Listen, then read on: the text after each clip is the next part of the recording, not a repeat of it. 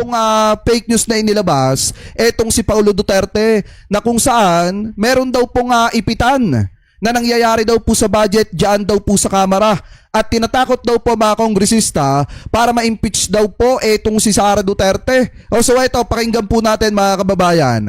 Ibinunyag ni Congressman Paulo Duterte ang anyay pananakot sa mga kongresista para mapa-impeach ang kanyang kapatid na si VP Sara at ang ginagamit daw na panakot ay ang budget.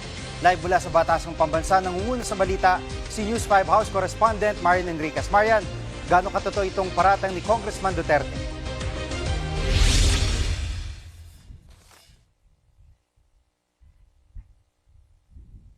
Itong si Davao City Representative Paulo Duterte, aniya may namimilit sa mga kongresista para mapa-impeach ang kanyang kapatid na si Vice President Sara Duterte. Nagtatawag daw itong mga tauhan ng isang tinago niyang sa pangalang si Charis at sa mga chief of staff nga ng mga kongresista para sabihing bumoto sila pabor sa impeachment. Ang hindi raw susunod ay tatanggalan ng pondo sa kanilang mga distrito. At dagdag pa nga ni kaso ang problema, wala pong patunay dyan si Paulo Duterte na meron nga po nangyayaring ganyan mga kababayan sa Kamara para po ma-impeach yung kanyang kapatid. Kasi mga kababayan, nagbitaw ng pahayag dyan si former Senator Leila de Lima na ngayon po ay kongresista.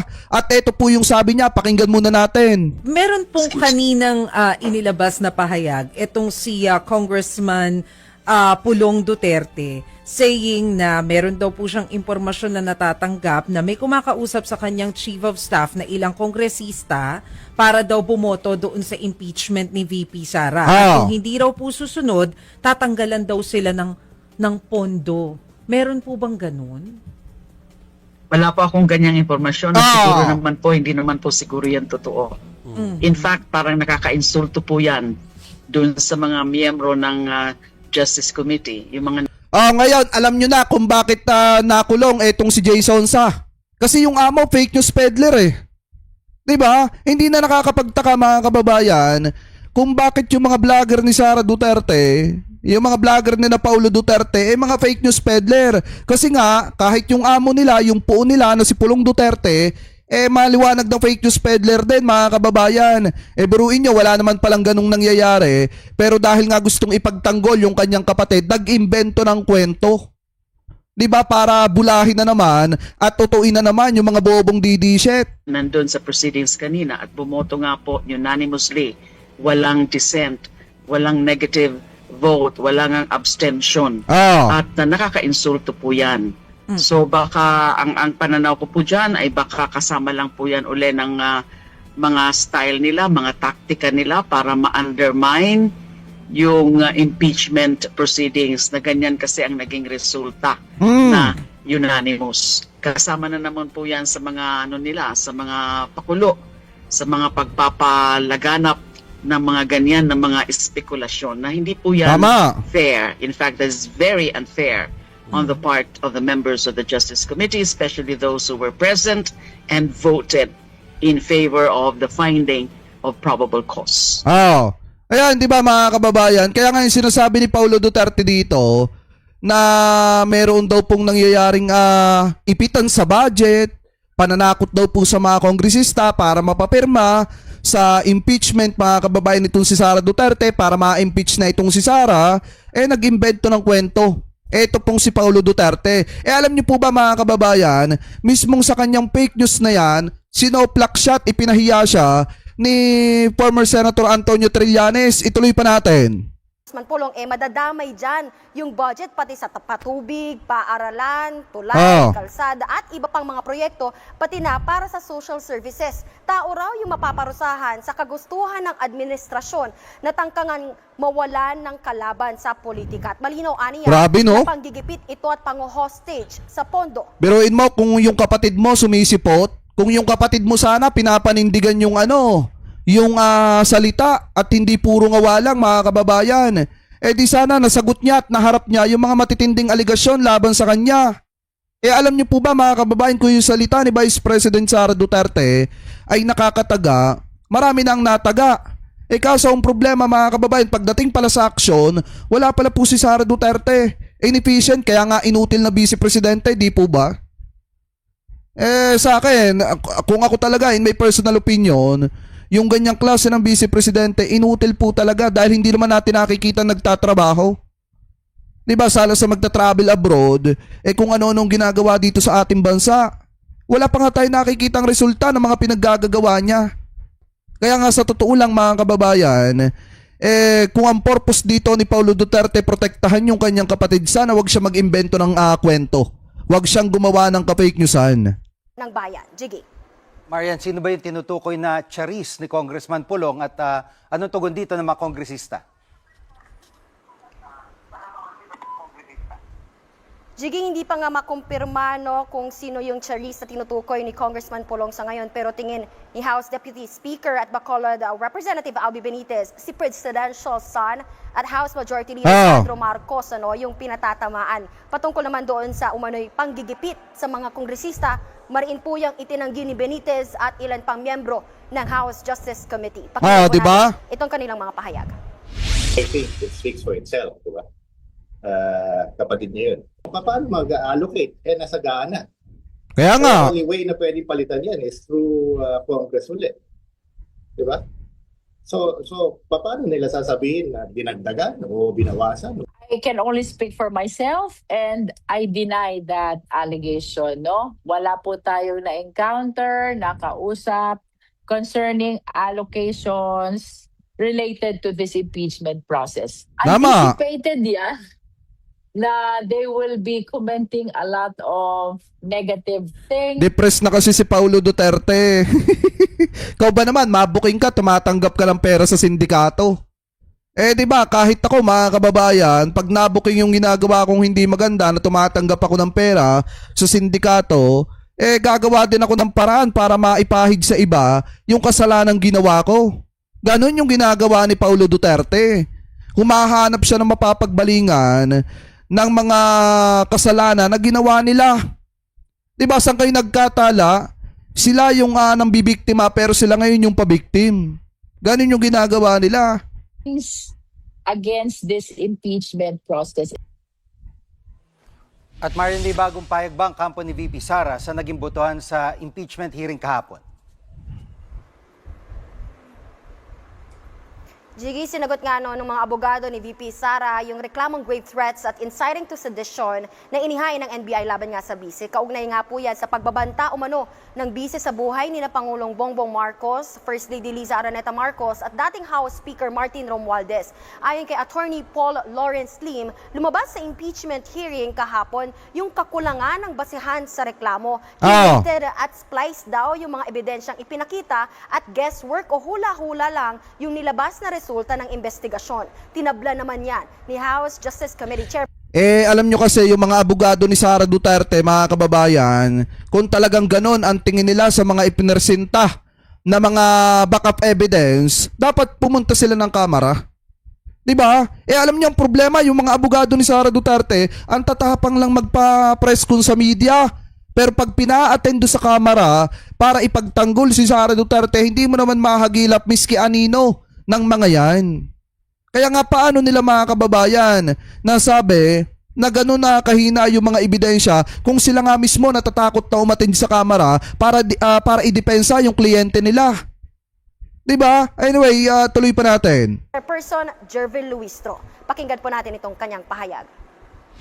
Problem is they're pronouncing this only to media and we cannot appreciate those pronouncements if not made during the forum before the Justice Committee. The video speaks for itself, no? Sana lang nag-participate sila sa Justice Committee para they were able yun ang pinakamainam na dapat ginawa nila. Ang dami nila mga kababayan. Isipin po natin 16 yung abogado ng ating Vice Presidente.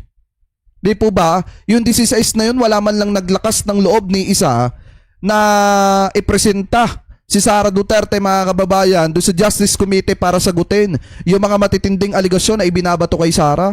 Ni isa wala man lang naglakas ng loob na kumbinsihin yung kliyente nyo na umattend. Diba? Sa salita lang matapang pero sa personal takot. to present their evidence. Jiggy, kasalukuyan nga kinoconsolidate ngayon yung dalawang reklamong impeachment ng Sabaya et al. And Cabrera complaints. At sa May 4, muling magpupulong yung House Justice Committee para aprubahan yung committee report kasama nga po itong bubuing articles of impeachment. Itatransmit ito sa plenaryo at bibigyan ng kopya yung lahat po ng mga kongresista. Excited na ako sa May 11. Alam niyo, bukas May 1 pa lang pero excited na ako sa May 11. Pati yung complainants at yung respondent na si VP Sara. Oh. Yan ang latest. Dito sa Kamara. Balik sa'yo, Jiggy. Oh, ayan mga kababayan. 'Di ba? Biruin niyo kung gaano katindi. Kaya hindi ko rin masisisi si former Senator Antonio Trillanes kung bakit ano ba yung sinabi ni former Senator Antonio Trillanes sa mga yan? Ano ba yung sabi dito ni former Senator Antonio Trillanes? Basahin ko muna sa inyo mga kababayan ha. Tanggalin na natin to. Dede, lipat ko dito. Aha. Yan. 'Di ba nag-invento ng fake news etong si Paulo Duterte? Sabi nga dito mga kababayan sa nakita nating balita, galing po sa ABS-CBN. Nagparatang si Davao City Representative Paulo Duterte na ginagamit daw po ang pambansang budget para makakuha ng boto sa impeachment ng kapatid niyang si Vice President Sara Duterte. Ngayon mga kababayan, ito po yung sinabi ni Paulo Duterte. Basahin po natin ha. Nagtatawag na daw ng mga congressman na bumoto para po sa impeachment. Kung hindi ay tatanggalin ang buong GAA o etong General Appropriation Act ng kanilang distrito. The national budget is not a weapon. Hindi ito panakot. Hindi ito ginagamit para pilitin ang mga halal na kinakatawa na sumusunod sa gusto ng iilan. Uulitin ko. Tao ang paparusahan ninyo sa mga ambisyon ninyo. Hindi kami uurong, hindi kami matatakot, di may magpailad. Yan yung sabi dito mga kababayan ni Paulo Duterte. Ngayon ito po yung sagot ni former Senator Antonio Trillanes. At sabi nga po mga kababayan ni former Senator Antonio Trillanes dito po kay Paulo Duterte. Basahin po natin ha. Hindi ka uurong? Congressman ka pero di mo kayang mag-attend ng impeachment hearing para ipaglaban ng kapatid mo? By the way, di mo ba i-deny ang mga milyones na nakuha mo kay Sami Oy? Di ba nasa konseho ka nun? Masilip nga ang salin mo? O yan mga kababayan oh. Di ba? Possible o malaking posibilidad na isunod ni former Senator Antonio Trillanes itong si Paulo Duterte sa kapatid niya na si Sara Duterte. Kasi mga kababayan, syempre lahat naman tayo gusto rin natin makita. Wag na tayo magpaka-ipokrito. Lahat naman tayo gusto nating makita yung bank account o kahit yung money flow na lang. Ano po sa bangko ni Paulo Duterte. Kung sino nga ba ang mas mayaman sa kanilang dalawa ni Sara Duterte. Kasi mga kababayan, makamagulat tayo pag nakita natin yung paglabas at pagpasok ng pera sa bank account ni Paulo Duterte. Baka ano yan, nasa 51 billion. Diba? Kaya nga kung ako kay former Senator Antonio Trillanes, nako mukhang mas maganda po ata na dapat ipasilip nyo din sa publiko yung salin ni Paulo Duterte at kung pahihintulutan ng AMLAC na ipakita rin sa publiko yung yung money flow nito pong si Paulo Duterte, mas maganda para makita natin kung yan ba ay tunay na simple lang ang pamumuhay. Baka naman katulad lang din ng kanyang kapatid na sinasabi na simple yung pamumuhay pero definitely mga kababayan, bilyonarya pala. Ano po, kaya ako, hindi na rin ako nagtataka kung isang araw, isunod po talaga ito ni former Senator Antonio Trillanes, etong si Paulo Duterte sa kanyang kapatid na si Sara Duterte. Ano po, naibulgar sa mamamayang Pilipino kung gaano kayaman etong pamilyang ito. Ano po, so ngayon, bukod pa po dyan mga kababayan, meron daw pong sinasabi etong mga abogado ni Sara Duterte. At ayon po mga kababayan sa mga abogado ni Sara Duterte, yung ebidensya versus BP Sara kulang, mahina daw. Ayon sa mga abogado nitong si Sara, so basahin po natin.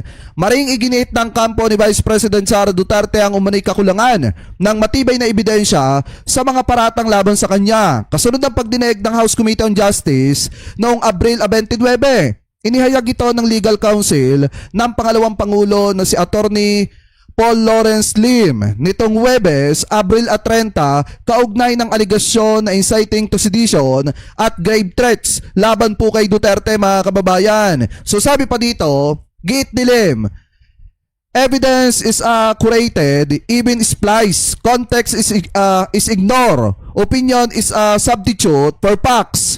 Gowie's work is presented as allegation result. Yan po yung sabi dyan, mga kababayan. Sabi pa dito, tiniligsa rin ng kampo ang umani pagtatangkang iugnay si Duterte sa mga pahayag laban sa Pangulo na ayon kay Lim ay nangangailangan ng gigantic leap in logic and abandonment of basic evidentiary principle. Yan po yung sabi dito, mga kababayan. Tuloy pa natin. Sabi pa dito, sa kabila nito, sinabi ni Lim na handa ang kampo ni Duterte na harapin ang usapin sa tamang forum kung saan inaasahang mananaig ang ebidensya at igagalang ang rule of law.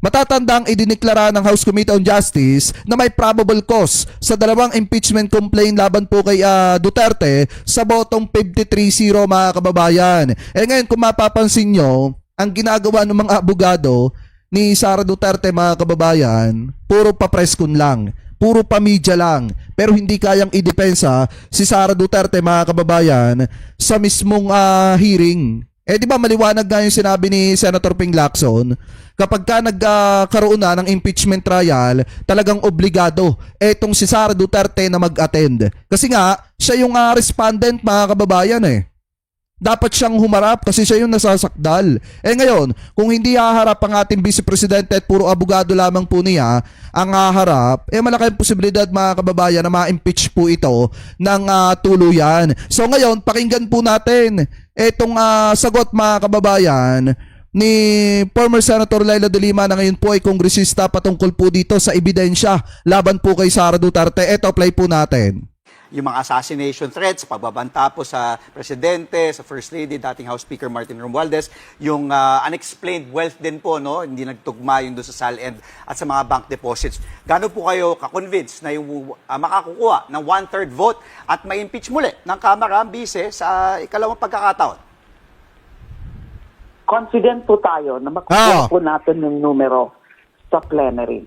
Kasi yung unanimous pa nga lang sa committee level ay isang indikasyon na yan, isang malaking gauge na yan na makakakuha ng sapat na numero sa House plenary. Bakit unanimous? Kasi nakita naman ng mga miyembro ng House Committee, the Justice Committee, na may mga batayan, may mga ebidensya, hindi mga espekulasyon, hindi mga haka-haka, hindi mga mababaw lang na mga batayan.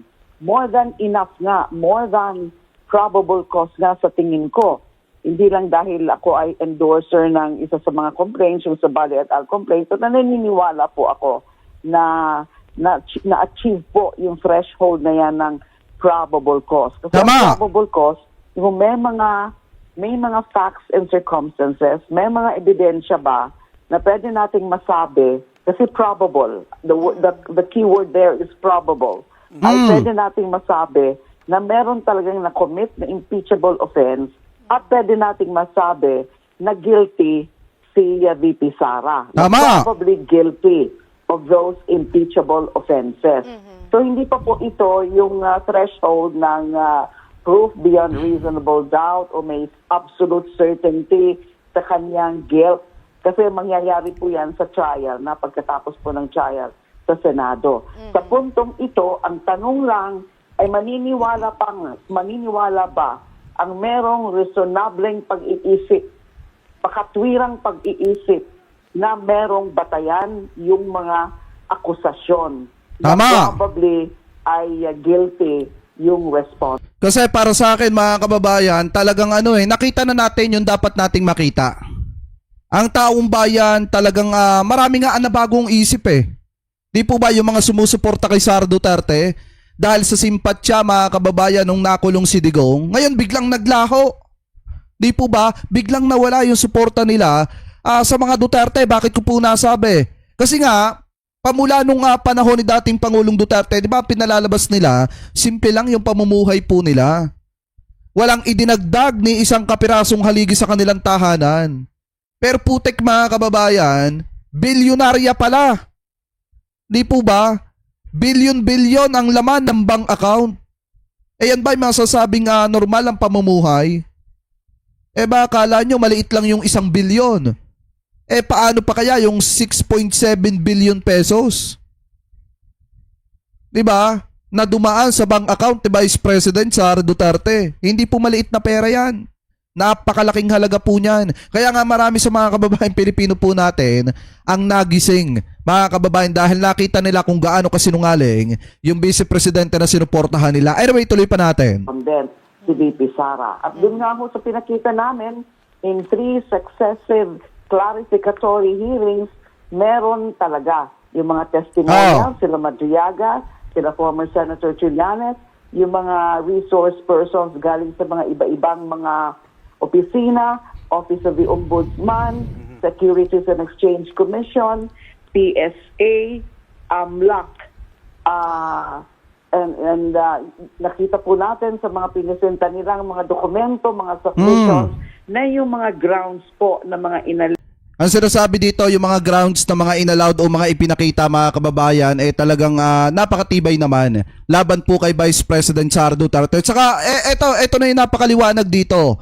Nakita nyo na yung isa sa pinakamatibay na ebidensya laban po kay Sara na hindi po tumutugma yung SALN po niya doon sa pagpasok ng pera sa kanyang bank account. Partida, mga kababayan, ha, account pa lang ni Sara yung pinag-uusapan, wala pa yung about sa mga dami account po niya. Kaya nga kung tutusin po talaga, mga kababayan, doon pa lang sa point na yun, wala na pong kawala ang ating Vice Presidente. At saka doon sa pagbabanta niya sa buhay ni PBBM, ng First Lady, at saka po ng former House Speaker, doon pa lang, mga kababayan, talagang wala na pong kawala etong si Sara Duterte. Kaya may hirapan siya na takasan ito. May impeach at may impeach po talaga yan. Kaya nga kung titingnan nyo, mga kababayan, nung napipredict na ng Senado na mai-impeach etong si Sara Duterte, talagang sinasabi na po nila na forthwith talaga. Forthwith talaga, mga kababayan, nasisimulan nila yung trial kapag ka na-transmit na sa kanila yung article of impeachment. So ngayon, ito pakinggan po natin and then pakinggan natin etong interview dito po kay Tito Sen. Let the evidence speak. Ah. Ang mas mahalagang tanong ay kung nasaan ang pera. Forthwith ang pangako ni Senate President Tito Soto. Diba? Forthwith, agad-agad ang pangako ni Tito Sen once na ma-transmit sa kanila yung article of impeachment. Magkakaroon agad-agad ng trial. Na makarating sa kanilang impeachment case ni VP Sara. Pero ano nga ba talaga ang kahulugan ng forthwith? Narito ang agenda report ni Hannah T. We will act on it forthwith. Imaning sa akin na forthwith the following day. Dalawang araw nakarating sa Senado ang impeachment articles laban kay Vice President Sara Duterte. Agaran nilang aaksyonan ito. Kasunod yan ang pagbibigay linaw ng Korte Suprema sa salitang forthwith. Ang aksyon dapat ng Senado base na rin sa konstitusyon. May petisyon kasing idinulog sa High Court at sinabing pumalya ang Senado na aktuhan agad ang impeachment articles laban sa bise nitong nakaraang taon. Declared moot at dinismiss ang nasabing petisyon dahil void na ang impeachment articles laban sa bise na idineklara rin ng High Court. Matatanda ang nasa 4 na buwang nakabinbi ng impeachment articles dito sa Senado noong 2025 dahil para kay nooy Senate President Jesus Escudero nakabreak at kailangang magsesyon bago mag-convene. Sabi ng SC, within a reasonable time o hindi kailangang agad-agad ang kahulugan ng forthwith. Depende raw ito sa kalagayan ng bawat kaso para mabigyan ng Senado ng necessary preparations umano para makapag-convene bilang impeachment court. Para kay SP Soto, hindi apektado ng SC ruling ang trabaho nila sa Senado. Tama yung decision nila, pero as far as that decision that was meant to them is concerned, not on the way the Senate is conducting itself. Indicated naman para kay dating Senate Impeachment Court spokesperson Reggie Tonggol ang kanilang aksyon nitong nakaraang taon. Pinatunayan lang daw ng Korte Suprema na mali ang mga kritikong pumuna sa kanila pagdating sa... Hindi, siguro, mga kababayan, ayaw lang prangkahin ng Korte Suprema etong si Sara Duterte. Pero ang gustong ipahiwatig siguro, mga kababayan ng Korte Suprema, ay bahala na ang Senado kung ano ang gagawin nila. Kung eto ba, isisimulan agad-agad nila, or kung eto ba, mga kababayan, ay pag-aaralan muna nila para maging handa sila. Basta ang sinasabi dyan, bahala ng Senado kung ano po ang gagawin nilang kapamamaraanan kung sakali mga kababayang mai-transmit yung article of impeachment dyan po sa Senado. Paghihintay para sa Yun po talagang ginawa ni Chis Escudero nung una. Maling-mali po talaga yun mga kababayan. Diba, ilang buwan yung lumipas bago nila binuksan yung usapin ng impeachment. isang orderly trial. Tagumpay daw ito para sa due process at tama lang daw na hindi minadali ang proceedings nitong nakaraang taon. Para sa agenda, Hannah Tia, Billionario News Channel. So ngayon pakinggan po natin ang paliwanag po ni Tito Sen patungkol po dyan kasi sabi po dito, Senado a-action agad sa article of impeachment. Sinabi ni Senate President Tito Soto III na agad kikilos ang Senado sakaling matanggap ang article of impeachment laban kay VP Sara Duterte at posibleng mag-convene na kinabukasan. Ayon kay Soto, nakadepende pa ang mga paghahanda sa kung darating ang mga dokumento sa Senado kapag ka natanggap agad aniya, silang uupo upang simulan ang proseso. Nilinaw din niya na ang anuman desisyon ng Supreme Court ay batay lamang sa petisyon na inihain at hindi sumasaklaw sa gagawing proseso ng Senado bilang hiwalay at kapantay na sangay ng pamahalaan. Dagdag pa niya, naghahanda na rin ang Senado sa logistic ng posibleng impeachment trial. So ngayon ito pakinggan po natin. Pinag-usapan na namin yung mga possibilities. That's it. If we ever do receive the articles of impeachment, then we discuss the preparations that we need to do. Ganon. So member naman ang minority present, so he is asked to relate. Halimbawa, mga kababayan, yung gustong i-point dito ni Tito Sen, halimbawa, dumating ngayong araw ang article of impeachment, kinabukasan magsisimula na po agad sila para magkaroon ng trial, para mag-convene ang Senado at upuan itong impeachment ni Sara Duterte. To the other members of the minority suggestions. But again, all these suggestions and preparations and possibilities of timing is depending on whether the articles of impeachment reach the Senate. That's number one. And number two, if it does, then we will have to sit down officially to do that. Di ba? Pati yung schedule na sinasabi namin na probabilities. So no schedule Lahat yet? yan, wala pa. As soon as we receive it, then that's the time that we will officially decide on what to do for the timing. Definitely, there's one thing for sure. Once we receive it, we will convene the following day. I think the Supreme Court decision is based on the petition. It is hindi naman sumasaklaw yung decision niya sa trabaho ng Senado. Tama. It doesn't have anything to do with the work of the Senate. We're a co-equal of branch. That's why tama yung decision nila. Pero as far as that petition that was filed to them is concerned, not on the way the Senate is conducting itself. But that's fine. In this case, if ever we do receive the articles of impeachment, we will act on it forthwith. Imaning ang sa akin ang forthwith the following day. The following day. Di ba? Kinabukasan. Whatever day that is, the following Kinabukasan. day. Yes. Okay. Sir, labas doon sa impeachment, ano ba napag-usapan nyo kanina? Yung tungkol doon sa agenda nyo next month? Well, gagawa na listahan. Gagawa kami ng mga listahan ng mga priorities pa natin. SP on the... Ano pa, at saka based on the LEDAC, based on the legislative executive agenda. Kailan lang ba natitira sa LEDAC? Kailangan nyo ba tapos? May 17 pa eh. 17 pa eh. Kaya medyo matrabaho pa. SP on the preps, in-advise nyo ba sila na brush up on the rules of law, rules of court, mag-review na, it was incumbent upon most of us naman na pinag-uusapan na yun ang gagawin. Tama. Kanya mga briefing yan. Sir, yung sa logistics ng SP, aside from the robes, ano pa po ang gastusin for the impeachment court? Yan. Siyempre, dito sa venue, yung pagkain, yung mga security measures, mga ganun lang, hindi naman masyadong, we will make sure that, the chairman of the Committee on Accounts will make sure that everything will be in order. Will you allow the public? Will you allow the public to come inside the plenary and view it? Yes, of course. Talaga? Live stream, public, open to public. Yan na! Ito pinakamaganda dito mga kababayan, open to public. Ano po itong trial ni Sara Duterte? Ito yung pinakamaganda dito. Masasaksihan natin kung gaano ba kagagaling yung mga abogado niya. Ano po kung maiidepensa ba siya dito? Kasi kinakailangan na andyan po si Sara Duterte. Ngayon, kung hindi atin si Sara Duterte at patuloy po siyang absent kahit dito sa kanyang trial, may impeach at may impeach po yan. From the minority, wala pa naman nag-express ng contention sa possible impeachment. Wala naman. Ando naman si Robin. Okay naman. Sir, may tanong sino po yung mga present? Complete po ang majority. Hindi rin. Umalis si Camille. Pero we're related to their... Ilan po kayo to her. kanina, sir? Tapos sila... Merong picture si Migs. Sige po. Okay po. Sir, ilang Pero may minority? nadagdag dumating si Pia at saka si ano eh. Si Pia at saka si Robin nadagdag sa Senator picture. Marcoleta was there? Wala.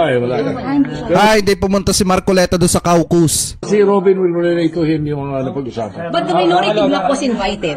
Of course, You it's invited them? all Senator Caucus. May pasabi po ba bakit hindi nakapunta yung iba? Walang nasabi. SP, another caucus pag inakyat na Si Marcoleta, nasa sa Senado naman yung kanina pero hindi po umatindang caucus. At 'di ba sinabi naman ni Marcoleta na hindi niya daw pinaghahandaan yung impeachment ni Sara Duterte. So alam niyo na mga kababayan kung ano magiging desisyon ni Rodante Marcoleta. Pero para sa akin, kapag kinatigan ng langit mga kababayan, ng panahon at ng Panginoon yung impeachment ni Sara Duterte at kinakailangan mapapanagot siya, mananagot at mananagot yan. Mga kababayan, maniwala kayo. Gaya nga ng sabi ko sa Senado, sa Kongreso, sa pangalawang pagkakataon may impeach po at may impeach po talaga yan.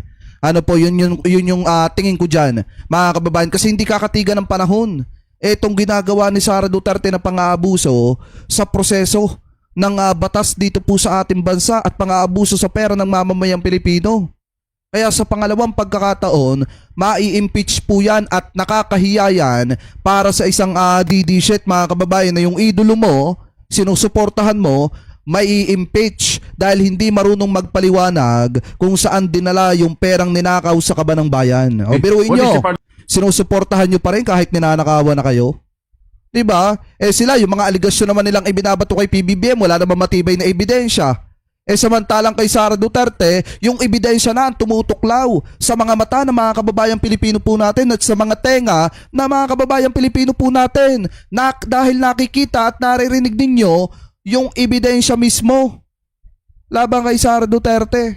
Kaya nga mga kababayan, ako naniniwala ako na mai-impeach po talaga yan. Maibibigay yung hustisya na nararapat sa mga kababayang Pilipino po natin. So kayo, mga kababayan, kung kayo po ang tatanungin sa inyong palagay, mai-impeach po kaya itong si Sara Duterte dito mga kababayan sa Kamara sa pangalawang pagkakataon. So comment below na lamang po kung ano po masasabi nyo hinggil po dyan.